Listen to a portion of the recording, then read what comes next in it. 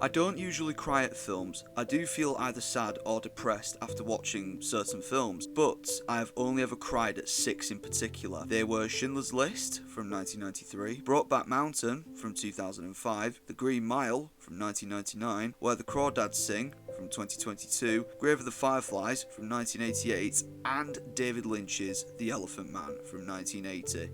Which is the film we're going to be looking at today. David Lynch had made his first feature film in 1977, Eraserhead. The film faced criticism on its release, but was much loved by midnight moviegoers. But to go from a disturbing and impenetrable existential horror film to a British Victorian costume drama could have seemed at the time to be a box office crisis for David Lynch. The Elephant Man made $26 million at the US box office, making back 5 times its original budget.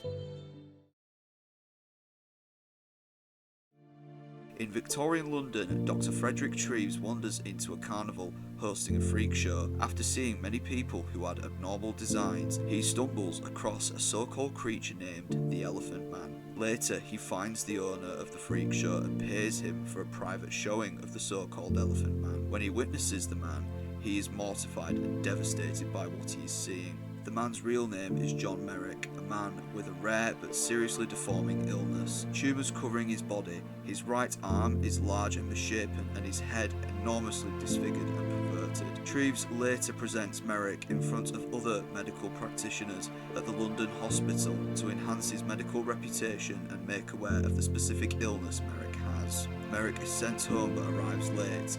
Bites, his owner, beats him terribly as punishment. Bites then calls for Treves when Merrick is ill. Treves suspects that Bites has been horrifically mistreating the man and has been exploiting him for his own pleasure as well as others. Merrick is taken into hospital for treatment. A nurse is sent to give him his breakfast in the isolation ward and is immediately frightened by his appearance. Treves later learns that Merrick is highly intelligent and is a fast learner when he is presenting him to Mr. Cargom. One of the porters at the hospital finds Merrick and secretly exploits him to other members of society, including Bites, who wants, quote-unquote, his man returned. After the porter breaks into Merrick's room one night and parades him, Bites kidnaps him and takes him on tour with the freak show. During the tour, Merrick gets ill and Bites beats him for making a mockery in front of the audience after he collapses. The other performers have had enough and decide to escape, Merrick being amongst them. Merrick then goes on a long journey from mainland Europe to the UK, wearing a hood to cover his deformities. Whilst at the train station, a young boy decides to harass Merrick by pulling off his hood. Merrick tries to run away, but is cornered by members of the public and cannot escape.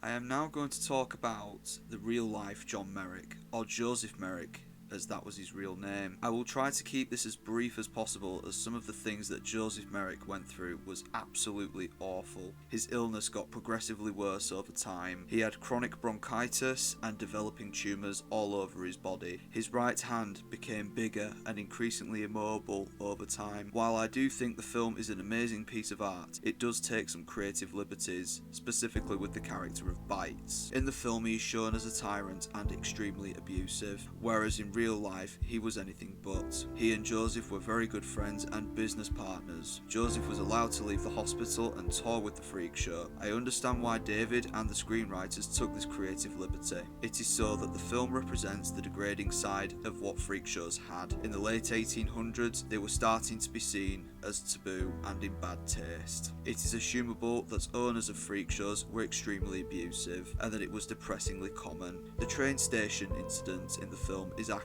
but had to be toned down. I found this fact in the comment section of a YouTube video, so I don't know how accurate this fact is. In real life, the police had to guard Merrick as his deformities didn't just cause a scare, they caused total outrage and riot. Merrick was in total distress. He had no money as he had been robbed whilst in Europe, but had Frederick Treves' business card on his person. He showed it to the policeman and they escorted him to the London hospital. The film was based on the diaries and medical reports that Treves recorded on Merrick. There is no official reason that I can find why they changed his name from Joseph to John, but I can let that slide. In fact, I can see past a lot of the inaccuracies due to the efforts to detail the filmmakers put into the film's aesthetics, such as the set design and makeup for the Elephant Man. The makeup for Merrick was adapted from a replica of his body. His remains were kept in the London hospital but were sadly destroyed during the Blitz in the Second World War.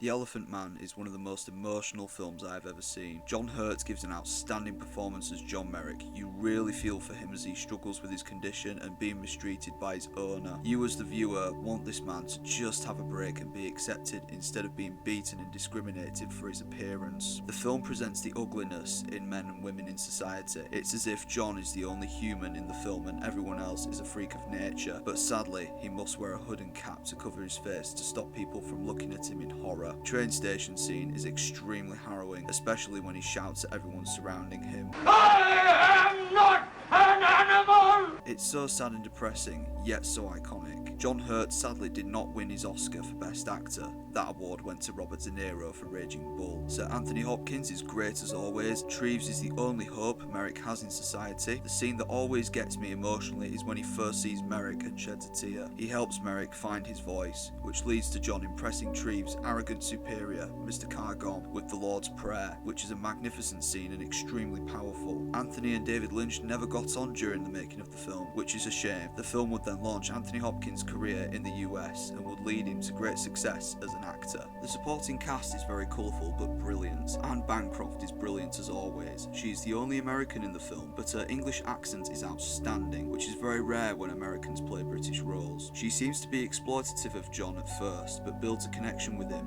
and brings out his inner good. Bites, on the other hand, is completely heinous. He is a vile alcoholic, he beats his performers, especially John, as he gains the most attention of the freak show. He treats John like vermin. It's so disheartening to see this poor man be beaten and starved by a complete brute. His child assistant feels sorry for John. He hates seeing him be beaten for performing badly. He is played by a very young Dexter Fletcher, who went on to projects such as Lock, Stock and Two Smoking Barrels and Band of Brothers. The makeup effects for the Elephant Man were outstanding. They are incredibly accurate to how he was in real life. The start of the film hides John until the scene with the nurse. You only get brief glimpses of him, which helps build up the tension until the shock horror of his reveal. A great method of storytelling, which has been repeated in films since. There are many visual metaphors in The Elephant Man, as well as David Lynch's other films. Specifically at the very start of the film, it shows a dreamlike sequence of assumably Merrick's mother being attacked by a group of elephants, hence why he thinks he is the way he is. At the very end, when Merrick dies in his sleep,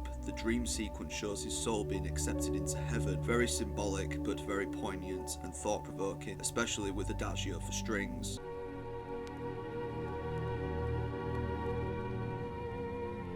I had always heard of The Elephant Man as a kid, but I was told not to watch it since I could get very emotional and affected by certain films. I finally watched it during my first year of university and had no idea that the film was based on a true story. I have seen the film 3 times since, including viewing it at a screening in the Pictureville Cinema at the National Science and Media Museum. It's probably the first time I have cried in a packed cinema. The film is extremely powerful and brings out the ugliness in society. It's almost unwatchable. I would highly recommend this film if you are getting into David Lynch's body of work. I will warn you though, you will possibly cry.